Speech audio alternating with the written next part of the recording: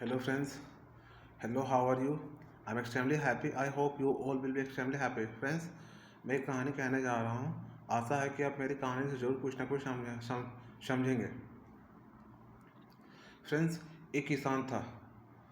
वो बहुत ही बूढ़ा था और उस किसान का एक बेटा भी था।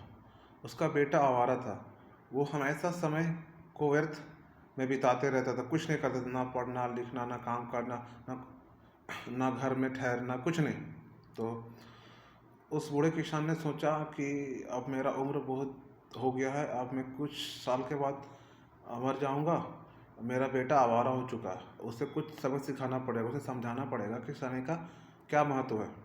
तो एक दिन वो बूढ़ा किसान अपना बेटा को बुलाता है, बोलता है, बेटा इधर आओ, मैं तुम्हें कुछ बताना चाहता हूँ।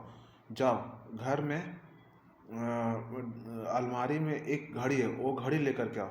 तो उसका बेटा घर घर जाता है, घर के अंदर, और अलमारी से घड़ी लेकर के आता है। फिर बोलता, पिताजी ये लीजिए, मैं घड़ी लेकर के आया हूँ। तो किसान बोलता अपना बेटा को, बेटा तुम ये घड़ी लो और बाज़ार में जाओ, और बाज़ार में जाने के बाद पूछो लोगों से कि इस घड़ी का कीमत कितना है। तो वो लड़का बाज़ार जाता है घड़ी लेकर के, सभी से पूछता है। तो कोई घड़ी का दाम 100 रुपये बताता है, कोई 400 रुपया, कोई 1000 रुपया, कोई 500 रुपया। उसके बाद वो लड़का यानी कि किसान का बेटा वापस आता है घर बाज़ार से घूम करके। तो वो लड़का अपने पिताजी को बोलता है, बेटा सॉरी पापा, इस घड़ी का प्राइस कोई 100 रुपया, कोई 400 रुपया, कोई 500 रुपया, कोई 1000 रुपया बता रहा है। बोला ठीक है बेटा, इस घड़ी को तुम वहीं रख दो जहाँ से तुम निकाला था। तो लड़का उस घड़ी को वहीं अलमारी में रख देता है। फिर वो खेलने घूमने समय बिताने व्यर्थ करने चला जाता है।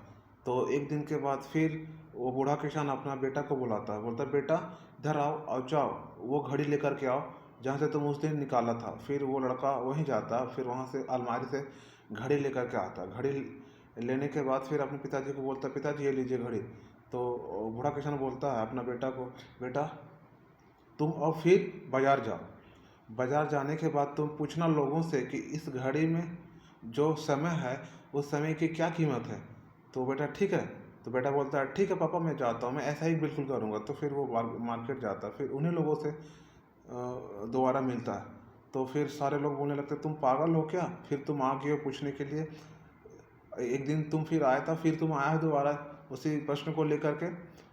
जाओ जाओ निकलो यहाँ से, मेरे पास टाइम नहीं है, मैं बहुत बिजी हूँ। तो जब रास्ते में वो लौट रहा था बाज़ार से उसका बेटा, तो उसे एक दुकान वाला मिलता है। तो वो सोचता है कि किसी न तरह से हिम्मत करके मुझे इससे बात करना पड़ेगा, मुझे कुछ ना कुछ पूछना पड़ेगा। तो वो लड़का उस दुकान वाला के पास जाता है, पूछता है बड़ी हिम्मत से कि भैया ये बताइए, तो इस घड़ी में जो समय है उस समय की क्या कीमत है।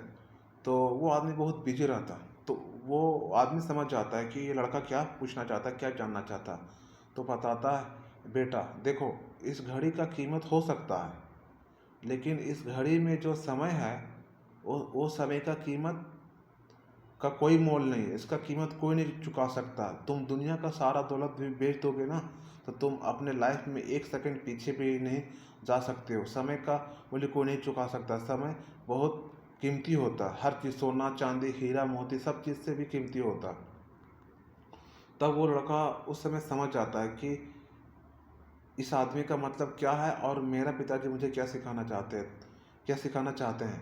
तो वो लड़का रोने लगता, रोते रोते अपने घर जाता, अपने पिताजी के चरणों में गिर जाता, बहुत रोता। फिर उसे एहसास हो जाता है कि मेरा पिताजी मुझे क्या सिखाया। मैं अपने लाइफ में समय को कभी वैल्यू ही नहीं देता था, मैं समय का महत्व समझता ही नहीं था, मैं कुछ नहीं करता था, मैं आवारा था, मैं समय बर्बाद करता था। आज मुझे एहसास हो गया कि समय का क्या महत्व है।